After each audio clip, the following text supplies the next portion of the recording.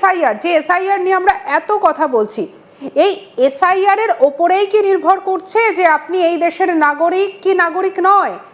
যখন পুরো বিষয়টা জানবেন তখন অবাক হয়ে যাবেন যে ইলেকশন কমিশন ঠিক কি বলছে, বা আপনি এদেশের নাগরিক না নাগরিক নয় সেটা আসলে ঠিক কিসের ওপর নির্ভর করে যে এসআইআর নিয়ে এত মাথা ব্যথা। এই যে আমরা দিকে দিকে শুনছি এই এসআইআর আতঙ্কে নাকি অনেক মানুষের প্রাণও চলে যাচ্ছে, কিন্তু আসলে এসআইআর জিনিসটা ঠিক কি, বা বাংলাদেশিদের জন্য কতটা চাপ বাড়ছে, তারা ভারতের ওপর যে চাপটা সৃষ্টি করতে চাইছে সেটার পাল্টা ঠিক কি হতে পারে?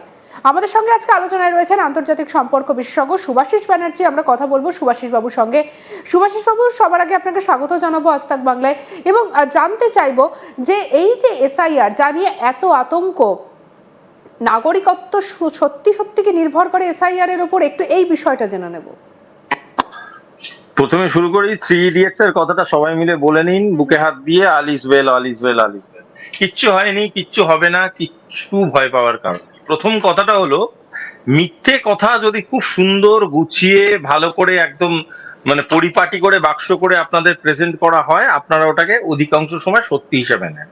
দেখুন, পেশাদার পলিটিক্যাল মানুষজন পলিটিক্স করার জন্য বিভিন্ন রকম ন্যারেটিভ তৈরি করবে, এটাই পলিটিক্সের ধর্ম, এটাই পলিটিশিয়ানসদের ধর্ম।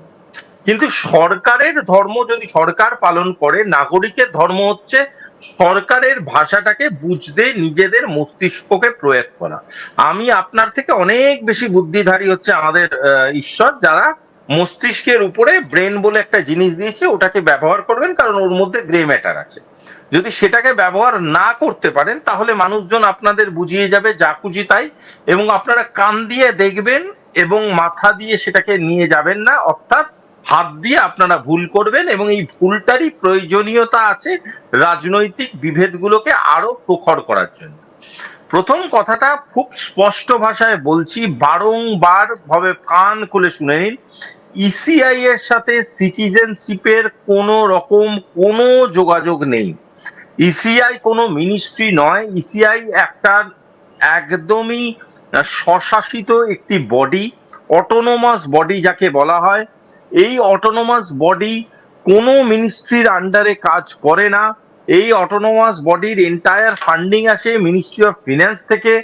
এরা বিভিন্ন রকম মিনিস্ট্রির সাথে অ্যালাইনমেন্টে কাজ করে, কিন্তু এরা কোনো মিনিস্ট্রি নয়।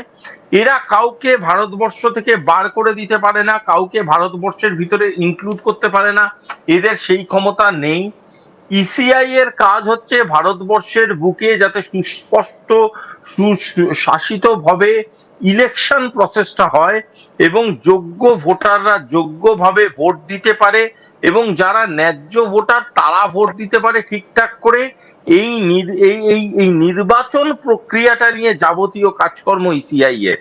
সিটিজেনশিপ পরে হচ্ছে মিনিস্ট্রি অফ হোম অ্যাফেয়ার্স, অর্থাৎ স্বরাষ্ট্র দপ্তরের আন্ডারে। সিটিজেনশিপটার সাথে ইসিআই এর কোন রকম কোনো সম্পর্ক নেই। যদি কোনো মানুষ ইচ্ছাকৃত ধরুন ভোট দিতে না চায়, কিন্তু তার কাছে সঠিক প্রমাণপত্র থাকে ভারতীয় হওয়ার, ভারতের কোনো আইনে তাকে ভারতীয় নয় বলে বার করে দিতে পারে না। কেন্দ্র সরকার এরকম কোনো কাজের সাথে লিপ্ত নয়, এরকম কোনো ইচ্ছা কেন্দ্র সরকার প্রসব করেছে বলে আমার অন্তত জানা নেই।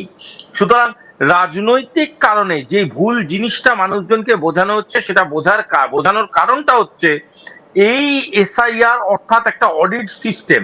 আচ্ছা ম্যাডাম, আমাকে একটা কথা বলুন, আপনি একটি কর্পোরেট মিডিয়া চ্যানেলে কর্মরত।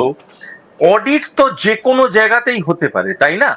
যে কোনো রকম আপনার অফিসেই হতে পারে অডিট, সবার প্রাইভেট অফিসে হয়, গভর্নমেন্ট অফিসে হয়।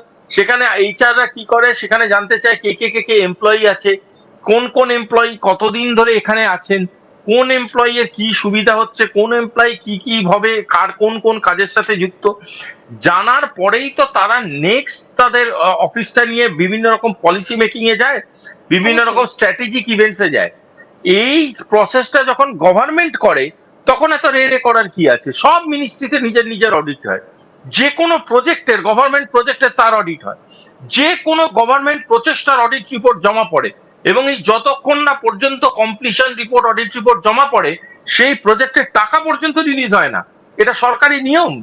তাহলে আজকের ডেটে দাঁড়িয়ে যখন সরকার একটা সুপ্রতিষ্ঠিত প্রসিডিওরের মাধ্যমে ভোটারদেরকে ক্যালকুলেট করছে তাদের ইন্টেন্সিভ রিভিশনের মাধ্যমে বোঝার চেষ্টা করছে যে আমাদের সঠিক ভোটার কারা, তাহলে এত চেঁচামেচি করার কি আছে? এর সাথে ভারতবর্ষ থেকে তারাবার তো কোনো সম্পর্ক হচ্ছে না। যারা ভারতীয়, তারা ভারতীয়, তাদের তো প্রচুর রকমের অপশন আছে প্রমাণ করার যে তারা ভারতীয়। আর আমিও এটাও জানতে চাই আপনাদের মাধ্যমে, 2002 সালের পর থেকে যাদের ভোটাধিকারের কোন রকম ডকুমেন্ট নেই, যাদের বাবা মারও কোন রকম ভোটাধিকারের ডকুমেন্ট নেই বা তাদের কোন রকম পরিচয়পত্র নেই, তাদের মাধ্যমিক থেকে শুরু করে তাদের জন্ম থেকে শুরু করে তাদের বাবা মারও কিছু নেই, তাদের দাদু দিদারও কিছু নেই, তারা কোন ধরনের ভারতীয়? এতদিন ধরে মাটির নিচে থাকতেন নাকি? সাপ খুব বেজি বেজি পোকা নাকি? এতদিন ধরে মাটির নিচে থাকতেন, স্যাট করে বেরিয়ে এসে হঠাৎ মনে হলো দেশ উন্নয়নের জন্য ভোট দিতে শুরু করে দেবো। এইসব গল্প কাদের দিচ্ছেন? আজকে বিজ্ঞানের সময় আমরা চাঁদে পৌঁছে যাচ্ছি, মঙ্গল গ্রহে পৌঁছে যাচ্ছি, সেই দেশকে হঠাৎ করে আপনি বর্ডার টপকে এসে 2-3টে আই কার্ড জোগাড় করে সেই দেশকে আপনি মুরগি বানাতে চাইছেন।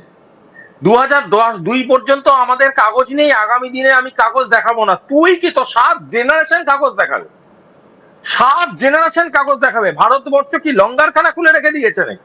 রোজ খিচুড়ি হচ্ছে, লোকজন অন্য দেশ থেকে আসবে, এখানে বসে খিচুড়ি খাবে, নিজের দেশে ভোট করিয়ে সরকার করতে পারবে। একটা প্রশ্ন একটু আপনার কাছে রাখতে চাই, এই যে আপনি বলছেন যে অন্য দেশ থেকে আসবে, আমাদের দেশে থাকবে, ভারতবর্ষকে যেন একেবারে লঙ্গরখানা বানিয়ে রাখা হয়েছে এবং তারা ভেবেও নিয়েছে তাই, যারা অন্য দেশ থেকে আসছে। এবার এই সবের মধ্যে তো একটা জায়গার কথা একদম, যেটা আমি প্রথমেই বলছিলাম, চিকেন স্নেকের কথা। সম্প্রতি একটা ঘটনা আপনাকে বলি, চিকেন স্নেক থেকে এমন একজন মানুষকে আটক করা হয়েছে যে বাংলাদেশি। তাহলে কি এবারে এই বাংলাদেশিদের কি নতুন আস্তানা হয়ে উঠছে চিকেন স্নেক?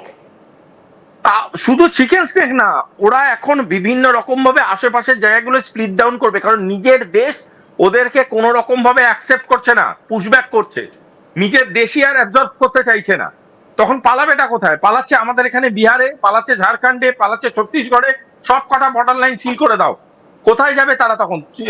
চিকেন নে শিলিগুড়ি করিডোরে।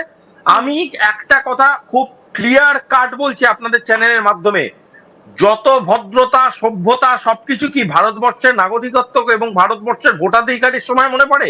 অতিথি দেব ভব করে বড় বড় প্ল্যাকার্ড লাগিয়ে লোকজনকে ঘরে ঢোকাচ্ছ, সেই লোকজন এসে আমাদের রিসোর্স থেকে শুরু করে আমাদের ইকোনমি নিয়ে ছেলেখেলা করছে, সেই রিসোর্স আমাদের দেশে ঢুকে বিভিন্ন রকম ভাবে সন্ত্রাসবাদকে প্রশ্রয় দিচ্ছে, আর আমাদেরকে বসে বসে এখানে অতিথি দেব ভবর খেলা খেলতে হবে?